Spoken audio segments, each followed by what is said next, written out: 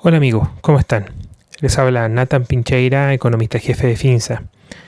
Es difícil hacer el podcast de hoy porque las noticias no son alentadoras, son noticias que sin duda esperábamos, que sabíamos que era probable que se venían, pero igualmente no deja de ser complejo tener que comentar esta situación que sin duda golpea a muchos de nuestros compatriotas, ¿no? El tema del desempleo, el tema de cómo esto ha ido creciendo, ha ido golpeando a las diferentes familias y hoy día nos encontramos en una situación tremendamente compleja.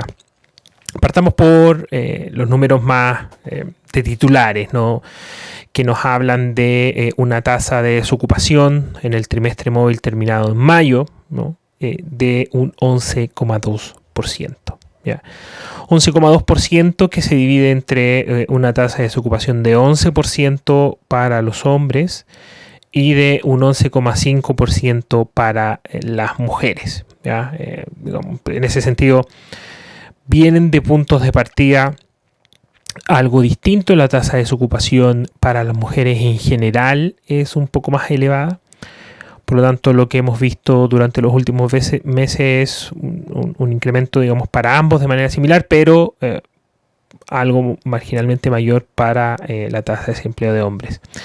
Lo que, digamos, también nos preocupa es lo que está ocurriendo con los niveles de participación, ¿no? La participación en hombres llegó a un 64,8%, ¿no? Esos niveles, la verdad es que desde que se hace la encuesta con la metodología OECD, la verdad es que no habíamos visto una tasa de participación tan baja. Y la participación de las mujeres nuevamente bajo el 50%, acercándose peligrosamente a los niveles que teníamos, digamos, antes de este siglo, ¿no? En realidad hablando de un 42,9%. O sea, estamos hablando de una situación compleja en solamente dos aristas que he mostrado sobre el mercado laboral, ¿no? Recordemos que el mercado laboral o el termómetro del mercado laboral no solamente la tasa de desocupación, sino lo que ocurre también tanto con la creación de empleo, con la destrucción de etcétera. Si es que vemos, y aquí voy a ir simplemente a lo que, más allá de hacer comentarios interanuales, voy a mencionar un poco lo que ha pasado durante los últimos meses. Esto sin duda que puede tener algo de error, algo de sesgo. Si alguno de mis colegas economistas está escuchando esto me va a decir, bueno, pero es que está el tema de la estacionalidad, les doy toda la razón, es cierto, etc. Pero yo diría que la estacionalidad en esta pasada puede ser algo menor, ¿no? Porque hay un efecto externo golpeando de forma más importante de lo que básicamente la misma estacionalidad podría estar representando, y además que cuando vemos datos interanuales la verdad es que lo más importante seguimos hablando un poco de lo que ha ocurrido durante los 2 últimos meses, no frente a una situación que puede englobar un ciclo algo más largo desde los últimos 12. Entonces, si vemos la situación de los ocupados, vemos que en solamente el trimestre móvil terminado en abril y aquel terminado en mayo, se han destruido casi 1,5 millones de empleos. Casi 1,5 millones de empleos. Eso, ¿por qué no se ha reflejado directamente en lo que ha ocurrido en desocupados? ¿Ya? De hecho, los desocupados han aumentado solamente 140.000. Entonces, dice, bueno, esto lo hablamos el mes pasado, pero creo que siempre es importante que lo sigamos recalcando. Lo que pasó es que las fuerzas de trabajo, ¿ya? Las fuerzas de trabajo que la componen, como ustedes saben, los ocupados más los desocupados, disminuyó en 1.350.000 personas aproximadamente. Es decir, tuvimos personas que estaban siendo ocupadas, dejaron de serlo, pero no pasaron a la desocupación, sino que pasaron a estar fuera de la fuerza de trabajo, ¿ya? Y aquí, digamos, hay un montón de situaciones que podemos evaluar, que hemos evaluado, que se refieren a este traspaso de personas desde la ocupación hacia la inactividad, ¿ya? Es decir, no tienen un empleo, pero no buscaron uno, o si quizás tenían la posibilidad de buscar uno, en realidad no tenían una disponibilidad para poder hacer frente a ese trabajo. Y sabemos, ¿no?, que en esta coyuntura hoy con, por lo menos en la región metropolitana y regiones importantes de nuestro país, nos encontramos con cuarentenas que impiden, de hecho, una búsqueda activa de trabajo en términos de, qué sé yo, presentarse una entrevista, mandar un currículum, etcétera. La verdad es que hay que mirar estos indicadores también, o estas personas que no están en la desocupación, pero se parecen muchísimo o tienen los efectos de política que uno esperaría de alguien que está desocupado. Y en ese sentido, esos compatriotas, la verdad es que también han aumentado justamente en niveles parecidos a los que básicamente, o a la diferencia que se produce entre aquellos que salen de la ocupación y aquellos que no pasan a ser desocupados. O sea, hay una explicación ahí bastante importante. Hay que entender de todas maneras que no todos aquellos que pasan de la desocupación, de ocupados a desocupados, son personas que se encuentran en esta coyuntura, ¿no? También hay algunos que pasan básicamente a esta situación porque se pusieron a estudiar, ¿no? Algunos decidieron jubilar, qué sé yo. Hay un montón de situaciones que pudiesen estar ahí detrás que explican un poco este movimiento. Y ahí lo que encontramos es justamente que los inactivos habituales, que son estos que estudian, etcétera, o no les interesa buscar trabajo, qué sé yo, aumentaron durante el último trimestre en 480.000 personas. Los activos potencialmente activos, que se refieren a esta situación que se parecen más a un desempleado que otra cosa, aumentaron en 227.000 personas. O sea, tenemos ahí un componente importante que nos permiten entonces sacar otros indicadores parecidos a la tasa de desocupación, pero que no necesariamente significan lo mismo. Y ahí es muy interesante que podamos comentar un poco lo que vemos si es que sumamos justamente estas personas que parecen desocupadas, ¿no?, pero que que la encuesta no lo reporta así. No lo reporta no porque intenten maquillar las cifras ni nada, sino porque así es como está reportado, o así es como se categoriza según los criterios de la OECD.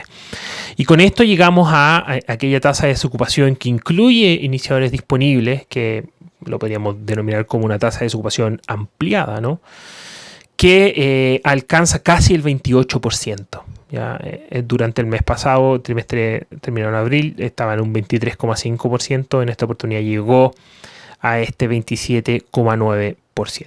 ¿Ya? Entonces tenemos ahí algunos datos que son complejos, que son difíciles de justamente de evaluar, y que nos hacen tener una mirada más de preocupación de que lo que mirando simplemente la tasa de desempleo, que ya nos preocupa, no haría estar mirando. Pero lamentablemente no es todo lo que uno puede estar aquí evaluando. Y si bien esta medida que ha tomado el gobierno del plan de protección del empleo, sin duda que ha sido un alivio para muchas personas, entendiendo que hay una dificultad porque tienen que hacer frente a su seguro de cesantía, pero por otro lado siguen teniendo el vínculo con el empleador y además tienen sus prestaciones, ¿no?, sus cotizaciones pagadas por este. Lo que hemos hecho es incorporar también a aquellos que son declarados como ocupados ausentes, que de nuevo, no todos los ocupados ausentes son personas que están acogidas a la ley del empleo. Hay algunos ocupados ausentes que, por ejemplo, están de vacaciones o con alguna licencia médica, etc.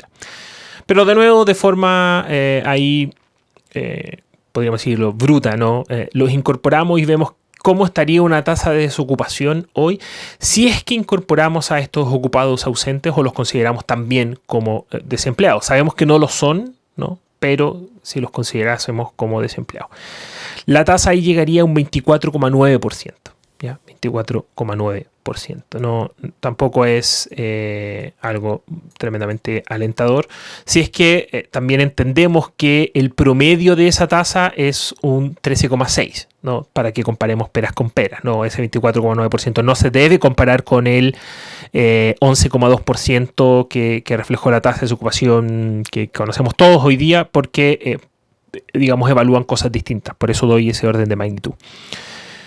Y si llegamos ya a lo más extremo y decimos, a ver, consideremos como personas que parecen ser desempleadas a los que efectivamente están desempleados, ¿no? Cesantes y personas que buscan trabajo por primera vez. Además le agregamos estos ocupados ausentes que podrían ser de manera importante aquellos que están sujetos a la Ley de Protección del Empleo. Pero además sumamos a aquellos que no declararon estar desempleados, pero si es que le ofrecieran un trabajo trabajarían. Es decir, lo más probable es que no estén en esa situación por la coyuntura actual de las cuarentenas. Si es que hacemos todo esa sumatoria y lo agregamos finalmente a calcular una tasa que incluye iniciadores disponibles y ocupados ausentes, o sea, una cosa mucho más agregada, la verdad es que llegamos a una tasa del 39%. Es decir, digamos, una tasa bastante más elevada de lo que teníamos antes. Como obviamente lo que importa aquí es el orden de magnitud, el promedio de esta tasa que yo acabo de decir que es un 39%, el promedio histórico, ¿no? Si consideramos también situaciones en que la economía ha estado bien, etcétera, igualmente más alto, es de un 21,1%. O sea, está igualmente bastante sobre, casi el doble de la tasa que en general observamos para este tipo de medición. Si es que vemos otro tipo de situación, es decir, cómo lo está pasando cada uno de los sectores económicos, la verdad es que la situación dista bastante de ser positiva, ¿no? De hecho, cuando miramos el empleo creado en un año por las distintas ramas económicas del país, la verdad es que nos da solamente 3, o sea, solamente hay 3 ramas que han creado empleo en el último año: actividades de servicio administrativa, actividades financieras y actividades ligadas al agua. Mientras que en agricultura, en construcción, en alojamiento y sobre todo en comercio tenemos destrucción que bordea, digamos, en torno a las 200.000 personas de desempleo, ¿no? Con comercio, por supuesto, superando bastante aquello, llegando a casi 340.000 personas durante el último año. Si es que nos vamos simplemente a evaluar lo que ocurrió durante el último mes, la verdad es que los sectores que nombré recién siguen siendo los mismos. O sea, la destrucción de empleo está en construcción, en alojamiento, en agricultura y comercio, con números que pueden ser un poco más complejos. De hecho, la destrucción de puestos de trabajo en comercio se acerca a los 300.000, en agricultura 200.000, alojamiento 180.000 y construcción en torno a 175.000. Así que, de nuevo ahí comentando situaciones que hoy día parecen ser bastante complicadas, y lo que la verdad es que a nadie le gusta comentar en esta pasada es que lo más probable es que los datos que sigamos recibiendo van a ser en la misma línea, van a estar en la misma línea, y en ese contexto, de hecho, si hoy día pensamos que tuvimos un incremento bastante importante en términos de desempleo, no podemos no podemos descartar que de hecho en el trimestre móvil que vaya a terminar en junio tengamos un nuevo escalamiento de la tasa a niveles sobre el 12%. Podemos hablar aquí en torno al 12,5, 12,6% para el próximo mes. Cosas que están o son un poco difíciles de proyectar en lo que pueda seguir ocurriendo con la fuerza laboral, ¿no? Porque uno puede decir, sabes que lo más probable es que la tasa de desocupación o aquellos que son desocupados hoy día sigan aumentando, ¿cierto?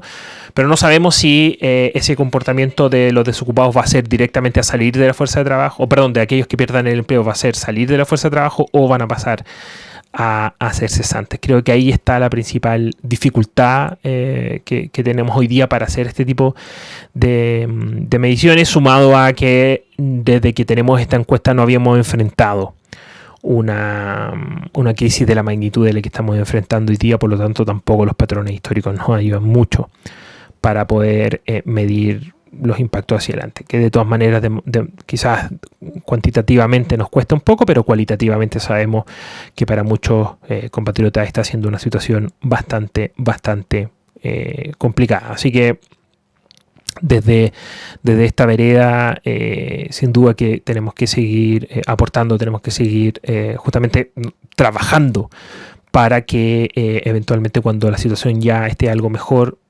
podamos poner nuestro granito de arena en una recuperación rápida que pueda nuevamente generar empleos y bienestar al final del día para las familias de nuestro país.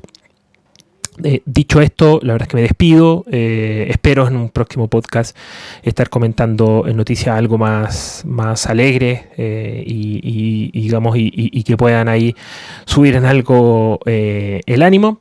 Pero de todas formas, recuerden que independiente de si es que son buenas o malas noticias, nosotros vamos a estar aquí analizándolas, vamos a estar dándole toda la información que ustedes puedan necesitar para tomar la mejor decisión, ¿no? Tanto en sus decisiones de ahorro como de inversión. Les dejo un gran abrazo. Recuerden que les habló Nathan Pincheira, economista jefe de Finsa. Que tengan una gran semana.